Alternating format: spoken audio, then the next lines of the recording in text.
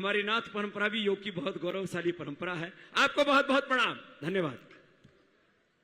बाबा को बोलते हुए तो मैंने कई बार सुना था, लेकिन आज भजन गाते हुए बाबा को मैंने पहली बार सुना है। चाहे वह भाषण करते हैं अथवा भजन करते हैं, वह बराबर एक समा बांध देते हैं। सचमुच आज इस भव्य कार्यक्रम में उपस्थित होकर मैं अपने को जहां पर गौरवान्वित महसूस कर रहा हूं, वहीं पर अपने को मैं कृतार्थ भी महसूस कर रहा हूं।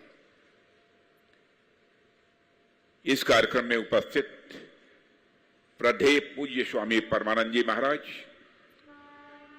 प्रधेय योगर्षि स्वामी रामदेव जी महाराज, पूज्य आचार्य बालकृष्ण जी महाराज, हमारे उत्तराखंड के बहुत ही गतिशील मुख्यमंत्री श्रीमान पुष्कर सिंह जी धामी और मध्य प्रदेश के नवनियुक्त मुख्यमंत्री, जिन्होंने इसके पहले शिक्षा मंत्री के रूप में मध्य प्रदेश सरकार में अपने दायित्व का बहुत ही कुशलतापूर्वक निर्वहन किया है, जो विनम्रता और शालीनता के प्रतीक हैं।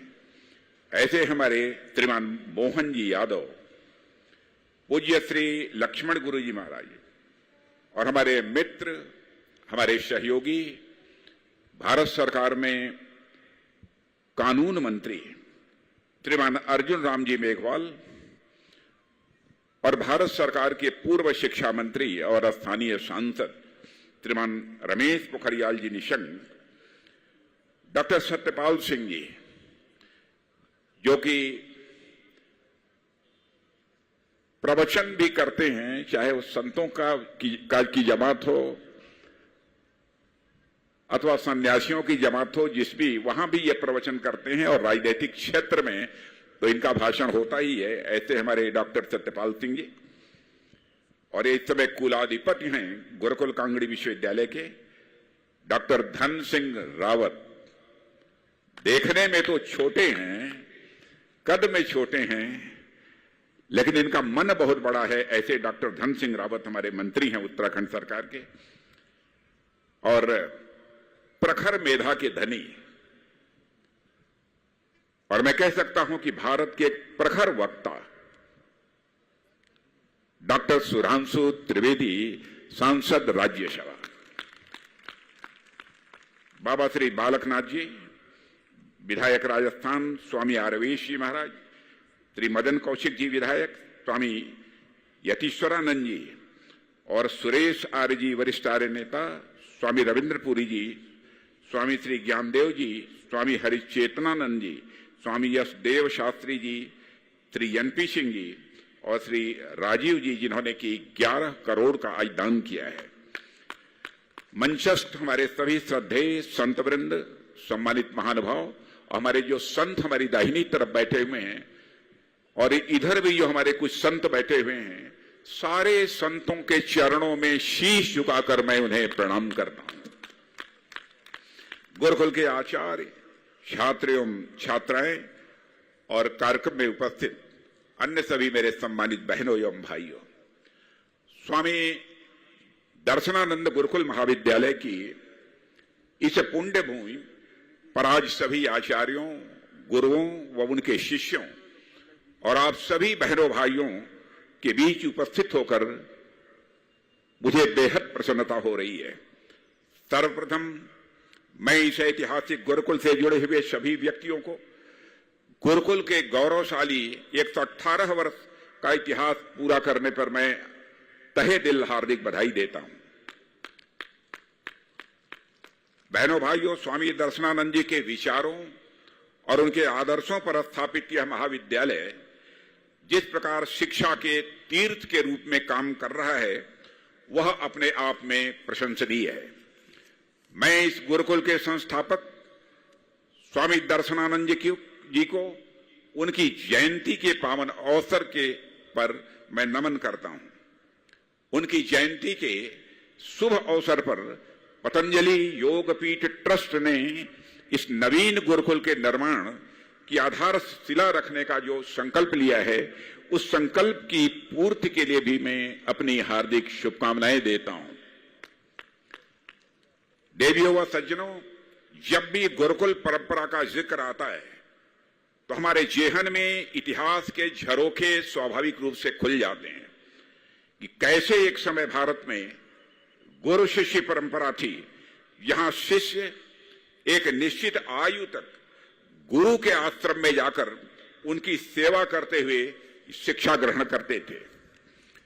यह गुरुकुल की परंपरा शिक्षार्थी को शिक्षा तो प्रदान करती ही थी, लेकिन साथ ही साथ समाज में शुचिता और नैतिकता का समावेश भी करती थी। और मैं समझता हूं कि यह गुरुकुल भी उसी लक्ष्य को प्राप्त करने की दिशा में प्रयत्नशील है और उसमें उसे कामयाबी हासिल होगी ही।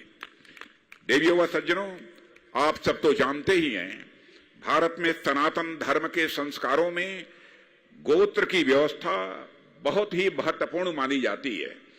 इस देश में सप्त ऋषियों के नाम के आधार पर गोत्र का प्रचलन प्रारंभ हुआ।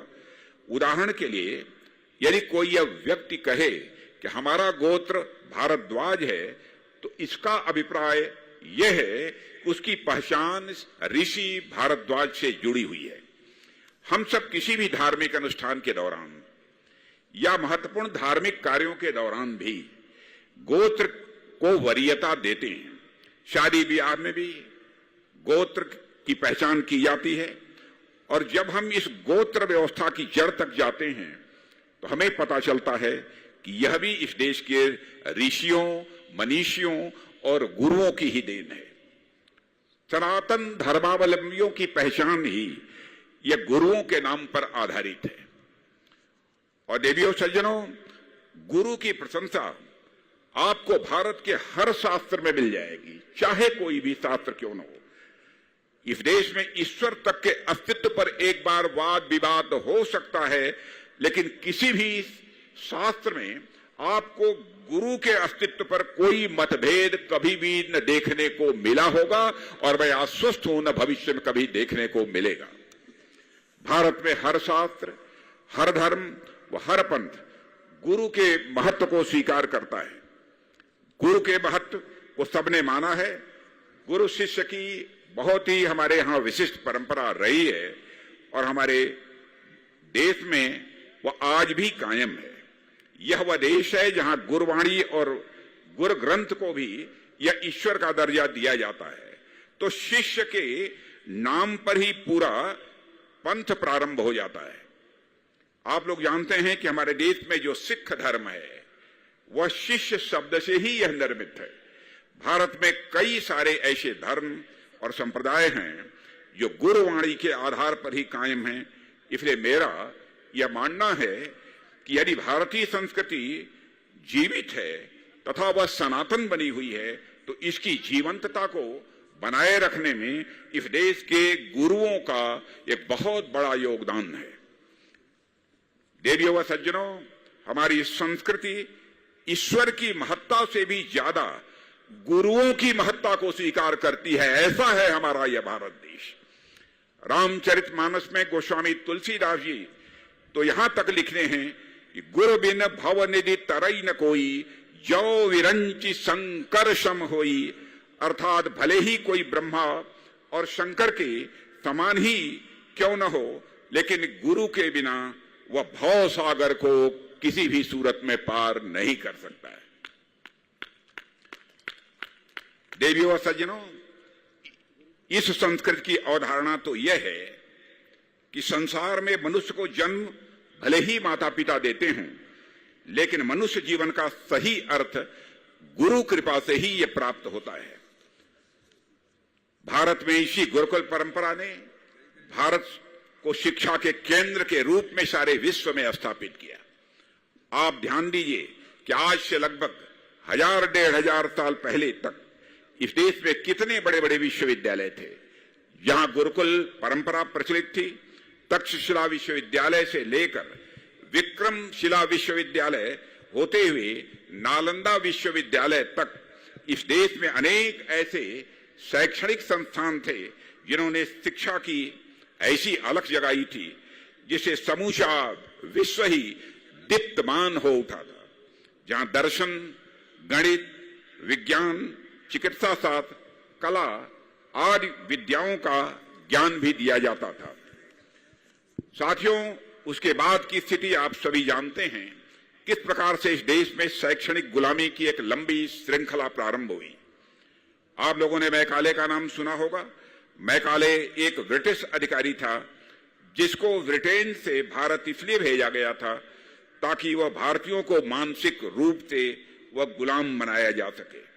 आप कल्पना करके देखिए कि जिस भारत ने दुनिया को वेद जैसे उत्कृष्ट साहित्य दिए, मानव जीवन के गहन दर्शन पर आधारित श्रीमद् भागवत गीता और उपनिषद दिए, जिस भारतीय संस्कृति ने दुनिया को चिकित्सा विज्ञान से संबंधित चरक संहिता और सुश्रुत संहिता दिया, और जिस संस्कृति ने दुनिया को भास्कराचार्य और आर्यभट्ट जैसे संगीतज्ञ दिए, उस संस्कृति तथा वहां के साहित्य के बारे में मैकाले ने एक बार टिप्पणी की थी कि यूरोप की लाइब्रेरी की एक अलमारी भारत के पूरे साहित्य संग्रह से भी श्रेष्ठ है।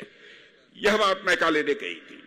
उसके बाद एक रणनीतिक तरीके से मैकाले ने हमारी पूरी शिक्षा व्यवस्था का गला घोटकर एक ऐसी शिक्षा प्रणाली उसने विकसित की थी कि उसने हमारी गुरुकुल व्यवस्था को लगभग समाप्त के कगार तक पहुंचा दिया। उस दौर में भी ऐसी शैक्षणिक प्रणाली विकसित हुई जिसमें हमारे युवाओं को ऐसी शिक्षा प्रदान की गई जो इस देश की सांस्कृतिक भावना के अनुकूल नहीं थी। न जाने हमारी कितनी पीढ़ियों ने भारतीय संस्कृति को इन्फीरियर मानते हुए शिक्षा ग्रहण की। इस इन्फीरियरिटी का कुछ ऐसा कॉम्प्लेक्स था, एक ऐसा भाव था कि हम सिर्फ राजनीतिक रूप से ही नहीं बल्कि मानसिक रूप से भी गुलामी के शिकार होते गए। विदेशी आक्रमणकारियों ने जिस शिक्षा व्यवस्था को लागू कराया उसमें भारत को हिकारत भरी नजरों से देखा गया। देवियों व सज्जनों, जब इस देश में ऐसा माहौल तैयार हुआ था, उस समय उस अंधकार के खिलाफ ज्योति जलाते हुए स्वामी दर्शनानंद जी ने इस गुरुकुल की स्थापना करके जो प्रकाश फैलाया, उससे आज तक मैं मानता हूं कि हमारी युवा पीढ़ी यह लगातार प्रकाशित हो रही है। और वर्तमान में भी यह जो समय चल रहा है तथा विदेशी संस्कृति के अंधानुकरण से समाज में जिस प्रकार के नैतिक मूल्यों का ह्रास हो रहा है, उसे देखते हुए आवश्यक है कि यह सारे गुरुकुल आगे आएं और समाज में नैतिक मूल्यों का वह समावेश करें। हमें आधुनिक शिक्षा की जरूरत है, इस बात से कतई इनकार नहीं किया जा सकता।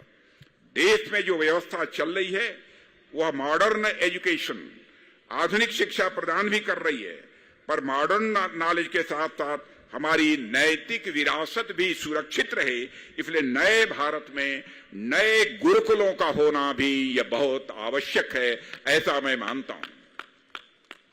देवियों व सज्जनों, प्रधानमंत्री मोदी जी के नेतृत्व में हमारी भारत सरकार ने नई शिक्षा नीति के माध्यम से, और उस समय भारत के शिक्षा मंत्री हमारे रमेश पोखरियाल निशंक जी थे, प्राथमिक शिक्षा से विद्यार्थियों के मन में नैतिक मूल्यों का समावेश करने के लिए कार्य प्रारंभ किया था, और हमारी उसके प्रति प्रतिबद्धता आज भी बनी हुई है और आगे भी बनी रहेगी।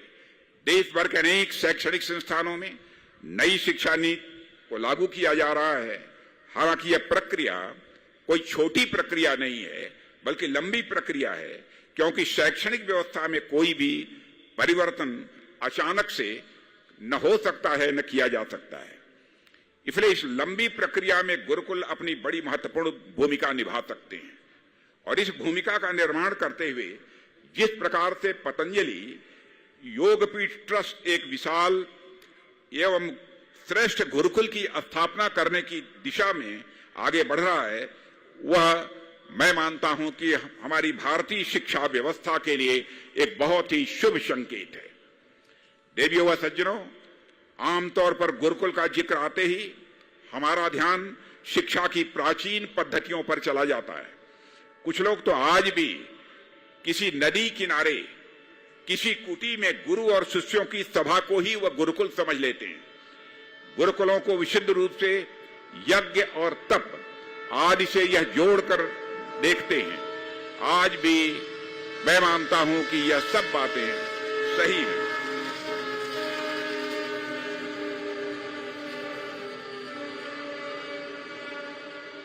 पर मैं मानता हूं कि यह गुरुकुल इनसे अब बहुत आगे बढ़ चुके हैं।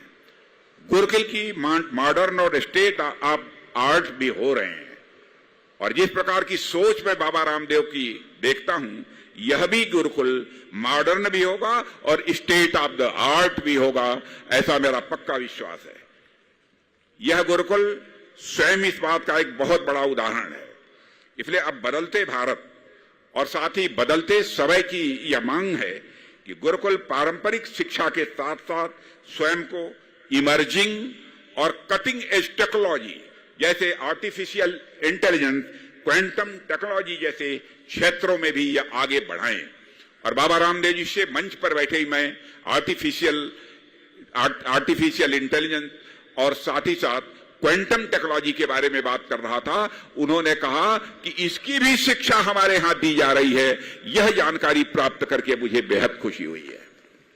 न सिर्फ इस क्षेत्र में स्वयं को आगे बढ़ाएं, बल्कि मैं तो यहां तक कहूंगा कि गुरुकुल आने वाले समय में आर्टिफिशियल इंटेलिजेंस आदि टेक्नोलॉजी से भी आगे की वह सोचें। केवल आर्टिफिशियल इंटेलिजेंस तक अपने को सीमित न रखें, उसी की टेक्नोलॉजी तक भी ही सीमित न रखें, बल्कि वह आगे की भी सोचें और ऐसी टेक्नोलॉजी, ऐसी तकनीक डेवलप करें जो राष्ट्र को इस सेक्टर में बाकी देशों से आगे ले जाने का काम करे, बाकी देशों से अग्रणी भारत को बनाए। और मेरी यह शुभेच्छा है कि गुरुकुल क्षेत्र में भारत के बाकी शैक्षणिक संस्थानों के लिए मार्गदर्शक की भूमिका अदा करेगा, ऐसा मेरा विश्वास है। और आने वाले समय में गुरुकुल एक बार फिर से भारत और भारतीय संस्कृति का प्रतिनिधित्व करें और भारत की नई पहचान बने, यह हमारी इच्छा है। साथियों, वर्तमान परिस्थितियों के हिसाब से यदि देखें तो सांस्कृतिक विकास में गुरुकुल की भूमिका बेहद महत्वपूर्ण हो जाती है।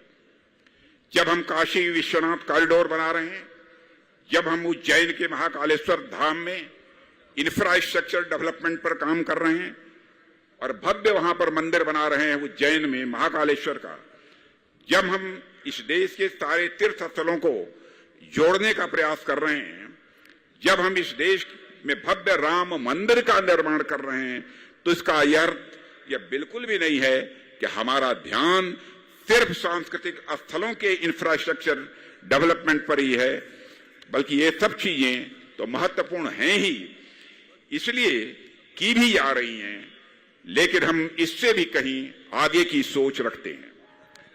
हम सांस्कृतिक संरक्षण यानी कल्चरल प्रिजर्वेशन से भी आगे सांस्कृतिक संवर्धन यानी कल्चरल डेवलपमेंट की दिशा में भी काम कर रहे हैं, ताकि हमारे आने वाली पीढ़ियां इस देश की संस्कृति पर गर्व कर सकें।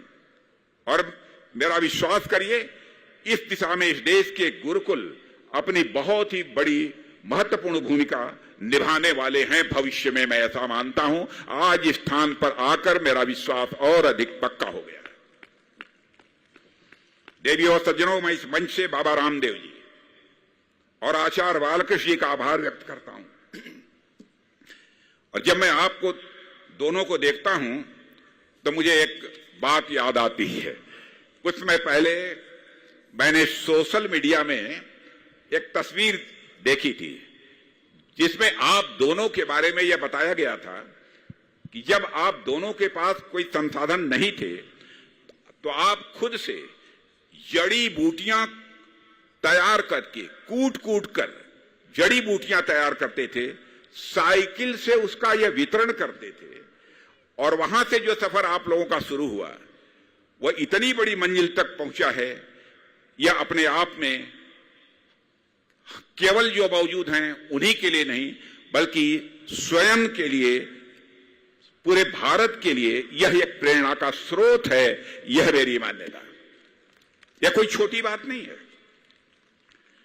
और बाबा रामदेव जी ने तो जिस प्रकार से योग को जनसुलभ बनाया है तथा इसका प्रसार किया है, वह सिर्फ भारत ही नहीं बल्कि पूरी मानवता की सेवा करने जैसा काम किया बाबा रामदेव ने किया है। पूरी मानवता की सेवा करने जैसा काम बाबा रामदेव ने किया है। और मैं तो दुनिया के दूसरे देशों में भी जाता हूं, वहां पर भी बहुत सारे योग करने वाले लोग बाबा रामदेव से अच्छी तरह परिचित हैं।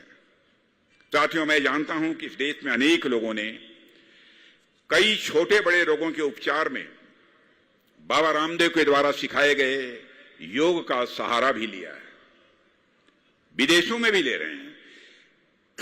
तो आप देखिए कि ज्ञान का उद्गम एक जगह हो रहा है, लेकिन इसका प्रसार कई जगह पर हमें दिख रहा है। पतंजलि योगपीठ ट्रस्ट उत्तराखंड की पहाड़ियों में भले ही ये स्थित है, लेकिन इसके द्वारा किए जा रहे कार्यक्रमों के लाभार्थी हमें भारत के सुदूर इलाकों में भी देखने को मिलते हैं। सिर्फ भारत ही क्यों, दुनिया के अनेक भागों में आपके कार्यक्रमों के लाभार्थी हमें मिलते हैं। भारत के कई घरों में मैं जानता हूं सुबह सुबह आप टेलीविजन पर बाबा रामदेव के द्वारा सिखाए गए योग के कार्यक्रमों को भी आप देखते ही होंगे, न देखते हों तो देख सकते हैं। देवी और सज्जनों, वे यहां तक योग का प्रश्न है, वैसे तो यह बहुत गूढ़ विद्या है, बड़ी कठिन चीज है, लेकिन उसको जिस सरलता से जनमानस तक बाबा रामदेव पहुंचा रहे हैं वह अपने आप में प्रशंसनीय है। और देवियों सज्जनों, बाबा रामदेव जी को इसके लिए मैं साधुवाद देता हूं। बाबा रामदेव जी ने सैकड़ों वर्ष पुरानी हमारी योग परंपरा को व्यवहारिक रूप में जिस तरीके से जनमानस के सामने रखा है वह कोई छोटा काम नहीं है। हालांकि योग की विद्या हमारे यहां तो सदियों पुरानी है, लेकिन आक्रांताओं के प्रभाव के कारण एक समय ऐसा भी आया कि इसका ज्ञान लगभग लुप्त प्राय हो चुका था। पर आज तो बताते हैं कि लोग घर और पार्क में तो योग करते ही हैं, बस, ट्रेन, मेट्रो और जहाज में भी बैठे बैठे ध्यान करते रहते हैं। ऐसे लोगों को भी हमने देखा है। या फिर अपने नाखूनों को आपस में रगड़कर अपने बालों को काला करने की वो कोशिश भी करते हैं। और मैं बाबा रामदेव से यह भी पूछने वाला हूं कि यदि नाखूनों को रगड़कर यदि बाल काले किए जा सकते हैं तो क्या नाखूनों को रगड़कर बाल सिर पर फिर से उगाए जा सकते हैं कि नहीं? इसकी विधा आपके पास है या नहीं? उसके लिए केश कांति बना दिया है, आपको गिफ्ट में देंगे। अच्छा साथियों, यह कोई छोटी बात नहीं है। अपने आप में मैं मानता हूं जो भी बाबा रामदेव कर रहे हैं वो अपने लिए क्रांति है, क्रांति है। और इसलिए यह बाबा रामदेव जी की विशेष क्षमता है कि उन्होंने इतनी पुरातन व्यवस्था को आधुनिक समाज के हिसाब से मॉडिफाई करके, परिवर्तन करके जनता तक पहुंचाया है। देवियों और सज्जनों, आज योग भारत के घर घर तक पहुंचा है, तो उसमें बाबा रामदेव का बहुत बड़ा योगदान है। बाबा रामदेव का मैं पुनः आपका अपनी तरफ से अभिनंदन करता हूं। कई बार आपने लोगों के मुंह से यह कहते हुए भी सुना होगा कि अकेला आदमी परिवर्तन नहीं ला सकता, एक अकेला चना भाड़ नहीं फोड़ सकता। लेकिन बाबा रामदेव इस मुहावरे के विपरीत कार्य करते हुए अकेले योग के क्षेत्र में एक क्रांतिकारी परिवर्तन ला रहे हैं। और साथियों, हम भारतवासी जिस भी दर्शन या वस्तु का प्रतिपादन या निर्माण करते हैं तो वह हम सिर्फ अपने लिए नहीं करते हैं, बल्कि हम पूरी मानवता के लिए करते हैं। हम वसुधैव कुटुंबकम, the whole world is a family, पूरा विश्व ही हमारा परिवार है कि इस अवधारणा पर चलने वाले लोग हैं। हमारे लिए पूरी दुनिया एक परिवार है। हम यदि अपने परिवार के कल्याण के लिए किसी दर्शन का प्रतिपादन करते हैं तो इसका पेटेंट करवा कर नहीं रखते कि इस दर्शन का प्रतिपादन हमने किया है, इसलिए यह हमारे लिए इसका प्रयोग होगा, परिवार के लिए होगा, हमारे देश के लिए होगा। ऐसा हम पेटेंट करा कर नहीं रखते हैं। और न ही हम योग के लाभार्थियों से कोई पैसे चार्ज करते हैं। हमारा तो पूरा विपुल ज्ञान भंडार है, हमारा तो पूरा विपुल ज्ञान भंडार है। समझ जो भी हमारा ज्ञान भंडार है वह सारा विश्व को समर्पित है। आज हर वर्ष